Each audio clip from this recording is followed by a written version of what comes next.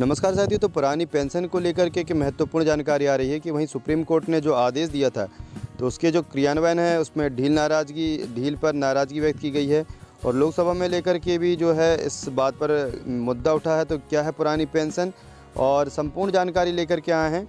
तो संसद में बुधवार को इस बात पर नाराज़गी व्यक्त की गई कि सरकार वर्ष 1995 की पुरानी पेंशन योजना के संबंध में उच्चतम न्यायालय के 4 नवंबर 2022 के ऐतिहासिक फैसले के क्रियान्वयन के लिए कोई कदम नहीं उठा रही है। सोशलिस्ट रेवोल्यूशनरी पार्टी आरएसपी के सदस्य एन के प्रेमचंद्रन ने लोकसभा में शून्यकाल में यह मुद्दा उठाया और कहा कि 1995 की पुरानी पेंशन योजना को लेकर 4 नवंबर 2022 को उच्चतम न्यायालय का एक ऐतिहासिक फैसला आया है। उन्होंने कहा कि केरल उच्च न्यायालय के फैसले के खिलाफ कर्मचारी भविष्य निधि संगठन ने उच्चतम न्यायालय की अपील की थी।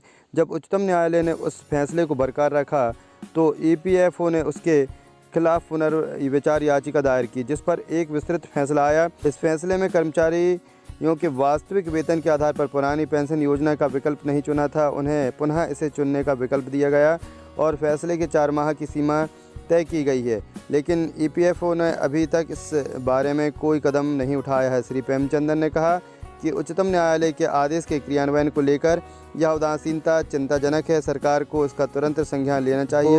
1995 की पुरानी पेंशन क्या है उसके बारे में भी हम जानकारी करेंगे और सारी जानकारी अभी तक यदि चैनल को सब्सक्राइब नहीं किया हो तो चैनल को सब्सक्राइब कर लें। तो देख लेते हैं कि सर 1995 की पुरानी पेंशन है क्या है 1995 वाली जो पेंशन है। तो ईपीएस 95 स्कीम, अगर आप कहीं नौकरी करते हैं तो आप ईपीएफ अकाउंट होल्डर हैं, ऐसे में आपको ईपीएफओ की ईपीएस 95 स्कीम या ईपीएस 1995 स्कीम के बारे में भी जान लेना चाहिए। केंद्र सरकार ने कर्मचारी भविष्य निधि और विविध प्रावधान अधिनियम 1952 की धारा 6(1) के तहत कर्मचारी पेंशन योजना 1995 शुरू की थी। ईपीएफओ के मुताबिक यह स्कीम 16 नवंबर 1995 से प्रभाव में आई। यह स्कीम उन कंपनियों और दूसरे प्रतिष्ठानों के सभी कर्मचारियों पर लागू होती है जिन पर कर्मचारी भविष्य निधि और विविध प्रावधान अधिनियम 1952 लागू होता है। ईपीएफओ की ईपीएस 1995 स्कीम जो है इसके तहत 1 सितंबर 2014 से 1000 रुपये की मिनिमम पेंशन की सुविधा शुरू की। अब कौन है इस स्कीम के लिए एलिजिबल? अगर आपको इस स्कीम का बेनिफिट लेना है तो आपका ईपीएफओ सब्सक्राइबर होना जरूरी है। किसी भी ईपीएफओ सब्सक्राइबर यानी मेंबर की सैलरी से हर महीने एक तय अमाउंट ईपीएफ खाते में जमा होती है। इसमें से 8.33% राशि पेंशन मद में चली जाती है। साथ ही ईपीएस 95 पेंशन स्कीम है, इसके तहत पेंशन पाने के लिए कर्मचारी को कम से कम 10 साल की सेवा पूरी करनी होगी।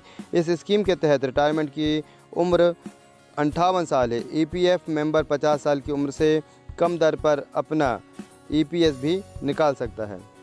कर्मचारी की मृत्यु की स्थिति में भी मेंबर के परिवार का एक सदस्य पेंशन पाने के लिए योग्य हो जाता है। मौत के समय तक अगर कर्मचारी मेंबर था तो परिवार वालों को मैक्सिमम 6 लाख रुपए का बेनिफिट मिलता है। ईपीएस 95 स्कीम के मुताबिक अगर मेंबर का कोई परिवार नहीं है तो मेंबर की मृत्यु पर जो नामित व्यक्ति या नामिनी है उसको जीवन भर पेंशन मिलती रहेगी। अगर ईपीएफ मेंबर यानी कोई कर्मचारी 58 साल की आयु से पहले 10 साल तक सेवा में नहीं रह पाता तो वह 58 वर्ष की आयु में पूरी राशि जो है निकाल सकता है। यहाँ तक उल्लेखनीय है कि रिटायरमेंट के बाद उन्हें मासिक पेंशन का जो लाभ है वो नहीं मिलेगा। तो सुप्रीम कोर्ट ने यहाँ पर कहा है कि सभी कर्मचारियों को जो है पुरानी पेंशन का लाभ दिया जाए और न्यूनतम पेंशन ना रखते हुए जो उसकी अंतिम पेंशन है उसका आधा हिस्सा दिया जाए। तो इस प्रकार की जानकारी के लिए चैनल को सब्सक्राइब करें, वीडियो को लाइक शेयर करना भूलें। धन्यवाद।